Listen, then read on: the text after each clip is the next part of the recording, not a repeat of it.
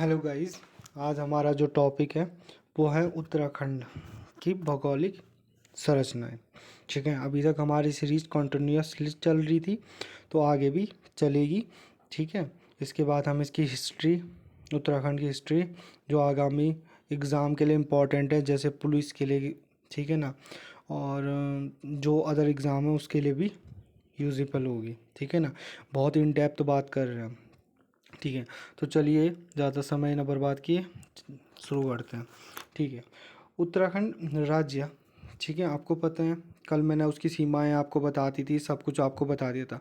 आज हम बात करते हैं इसकी समुद्र तल से जो मैक्सिमम डिस्टेंस है वो है 7,816 मीटर के आसपास है। 7,816 मीटर के आसपास इसकी समुद्र तल से हाइट है, मतलब ये है इसका MSL से, मीन सी लेवल से इसकी इतनी हाइट है। ठीक है ना, जो इस प्रदेश में जो मिनिमम टेम्परेचर है वो मिनिमम टेम्परेचर 1.9 डिग्री सेल्सियस के आसपास जाता है मिनिमम एवरेज, और मैक्सिमम एवरेज है 40.5 डिग्री सेल्सियस में।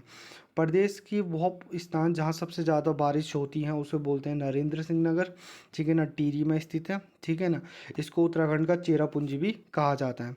प्रदेश के सबसे कम वर्षा वाला स्थान कौन सा है, वो है द्वाराहाट। ठीक है ना, चलिए आगे करते हैं। अब देखते हैं उत्तराखंड का, जब हम भौगोलिक अध्ययन के आधार पर इसे हम चार भागों में बांट सकते हैं। ठीक है, पहला हम बोलते हैं महान हिमालय। आप ये देख रहे होंगे, ये वाला जो इस तरीके से है, ये है आपका महान हिमालय। ठीक है ना, उसके बाद आता है आपका मध्य हिमालय। मध्य हिमालय आपको सीधी रेखा वाला दिख रहा होगा, ये वाला पार्ट है मध्य हिमालय का। ठीक है ना, ये वाला पार्ट है। उसके बाद आता है आपका शिवालिक श्रेणियाँ। शिवालिक श्रेणियाँ ये हैं जो ये dot dot dot dot dot dot में है, ये आपकी शिवालिक श्रेणियाँ हो गई। इसके बाद आता है आपका गंगा का मैदान। तो ये नीचे वाला जो ये पॉइंट वाला है, ये इस तरीके के पॉइंट है, ये आपका क्या दिखाते हैं, ये आपको गंगा का मैदान दिखा रहे हैं। ठीक है ना, आपको पता है यहाँ चाइना या तिब्बत वाला एरिया है। ठीक है ना, तो पहले आता है सबसे पहले महान हिमालय, फिर आ गया उसके बाद मध्य हिमालय। ठीक है, उसी के साथ चिपका हुआ होता है। फिर उसके बाद शिवालिक का एरिया काफ़ी बड़ा होता है, फिर गंगा का मैदान का एरिया भी काफ़ी छोटा सा है। ठीक है, तो चलिए स्टार्ट करते हैं। देखिए, महान हिमालय से हम स्टार्ट कर रहे हैं। तो इस क्षेत्र के जो पर्वत होती है उसकी मैक्सिमम हाइट जो होती है वो 4,800 से लेके 6,000 मीटर के मध्य होती है।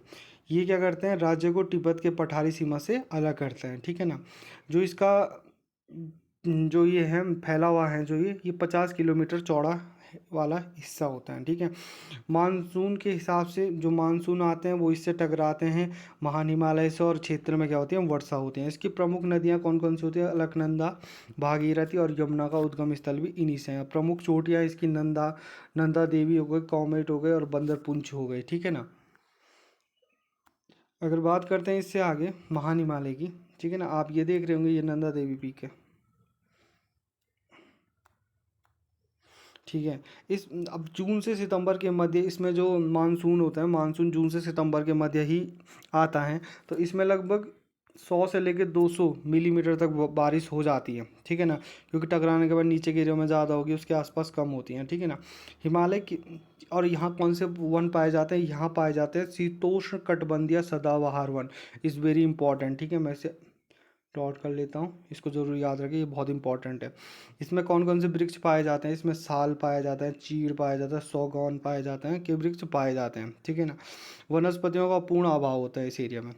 फिर आता है मध्य हिमालय क्षेत्र। मध्य हिमालय क्षेत्र में मध्य हिमालय सर से जो नदियाँ निकलती हैं वो है सरयू, गोमती, रामगंगा, नेयार आदि कई नदियों का ये उद्गम स्थल होते हैं। इसकी जो चोटियाँ होती हैं, अब धीरे धीरे चोटियों की हाइट घटेगी। ठीक है ना, तो ये होती है 3,000 से लेकर 4,000 मीटर तक ऊंचाई तक की यहाँ चोटियाँ पाई जाती हैं। इसकी जो मिट्टी है उसकी संरचना कैसी है, अवसादी चट्टानों से मिलके बनी होती है। ठीक है ना, ठीक है, इस क्षेत्र में आधे भाग में क्या पाया जाता है, चीड़, देवदार, साल के वन पाए जाते हैं। ठीक है, उत्तराखंड राज्य के क्षेत्र का लगभग आधा हिस्सा, ठीक है, आधा हिस्सा मध्य हिमालय क्षेत्र में अव्यवस्थित है। उत्तराखंड में पर्यटन की दृष्टि से महत्वपूर्ण है। इसमें नैनीताल, टिहरी, उत्तरकाशी, पौड़ी, अल्मोड़ा इत्यादि अव्यवस्थित होते हैं। ठीक है, ठीक है, मध्य हिमालय हो गया। अब हमारा शिवालिक हिमालय क्षेत्र। शिवालिक हिमालय क्षेत्र क्या होता है, देखिए सबसे पहले महान हिमालय आ जाता है, उसके बाद हमारा मध्य आ जाता है, फिर शिवालिक आ जाते हैं, फिर गंगा के मैदान आ जाते हैं, जिसे हम तराई पे बोलते हैं। ठीक है, बात करते हैं अगर हम शिवालिक हिमालय क्षेत्र की, तो हिमालय क्षेत्र के सबसे निचले हिस्से में स्थित श्रृंखलाएँ, पर्वत श्रृंखलाओं को शिवालिक हिमालय के नाम से जाना जाता है। ठीक है ना, मतलब छोटी छोटी पहाड़ियाँ हैं, ठीक है ना, उन्हें हम शिवालिक हिमालय क्षेत्र कहते हैं।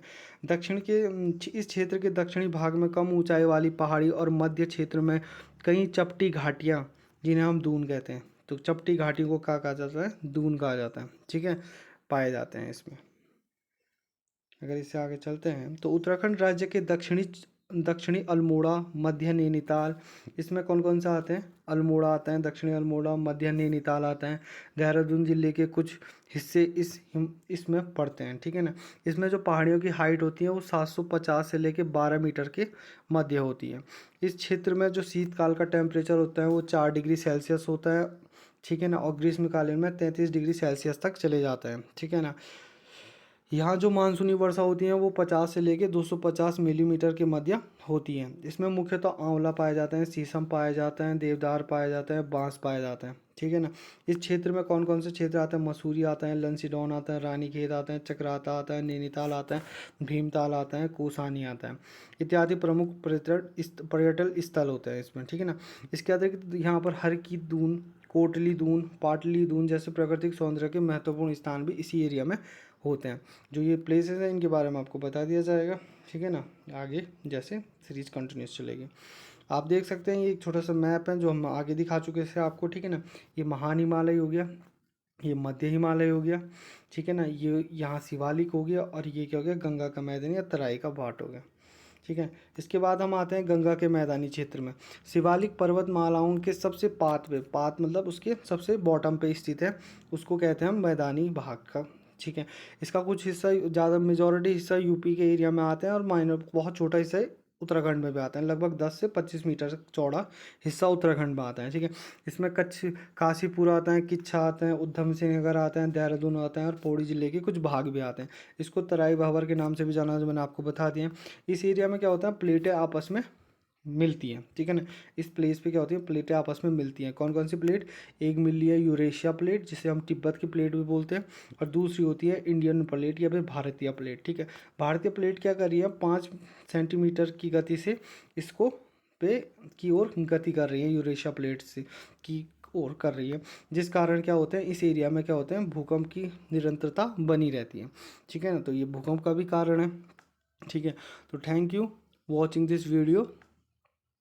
आगे भी ऐसे इंटरेस्टिंग लेक्चर आते रहेंगे, और आशा करते हैं आप चैनल को लाइक करेंगे, सब्सक्राइब करेंगे, शेयर करेंगे, जितना हो सके। आगे आने वाली जो भी एग्ज़ाम है, पुलिस हो गया या अदर UKPSC, UKSSC, जो भी एग्ज़ाम है उसके लिए बहुत हेल्पफुल होगी। साथ ही हम इसमें मैथ और अदर सब्जेक्ट्स के भी वीडियोस अपलोड करेंगे। Thank you.